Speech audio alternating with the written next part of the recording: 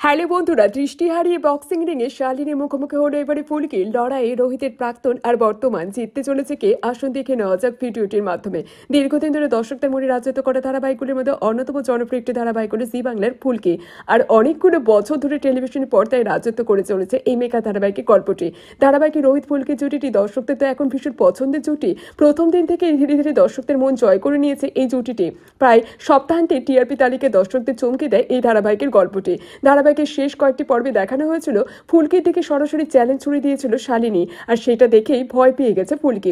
আসলে শালিনী অনেক বড় একজন খেলোয়াড়, আর তার সামনে ফুলকি খেলতে ভয় পাচ্ছে। কিন্তু রোহিত তো জানিয়ে দিয়েছে এই চ্যালেঞ্জ সে নেবে ফুলকি। আর ফুলকি তো রোহিতকে অনেক বোঝানোরও চেষ্টা করে, কিন্তু সে কিছুতেই মানতে চায় না। শেষে রাজি হয়ে যায় ফুলকি। আর এরপরে সম্প্রতি ফুলকির নতুন প্রমোতে দেখা যাচ্ছে তার জীবনে এক ভয়াবহ মোড় এসেছে। ফুলকির চোখ অন্ধ হয়ে গেছে, যা তার স্বপ্নের পথে একটা বিশাল বড় সড়ো বাধা হয়ে দাঁড়িয়েছে। স্টেট লেভেল বক্সিং কম্পিটিশন মাত্র কয়েকটা সপ্তাহ দূরে, আর এই রকম পরিস্থিতি তাকে শারীরিক আর মানসিকভাবে ভীষণ চ্যালেঞ্জের মুখে ফেলে দিয়েছে।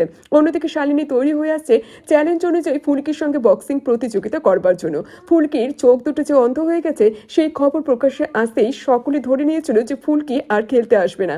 এদিকে ফুলকি না এলে ওয়াক ওভার পেয়ে শালিনী জিতে যাবে এই প্রতিযোগিতাটা। ঠিক সেই সময় দেখা যায় চোখে কালো চশমা পরে লাঠি হাতে ফুলকি এসেছে প্রতিযোগিতায় খেলতে।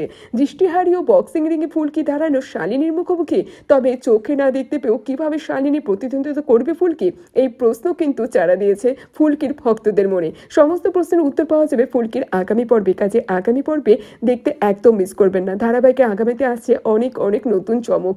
আর ধারাবাহিকটি কেমন লাগে অবশ্যই কমেন্টে জানাতে ভুলবেন না। ফুলকি ধারাবাহিকে আপডেট জানতে হলে অবশ্যই আমাদের চ্যানেলটির সাথে এইভাবেই জুড়ে থাকুন, পাশে থাকুন। ধন্যবাদ।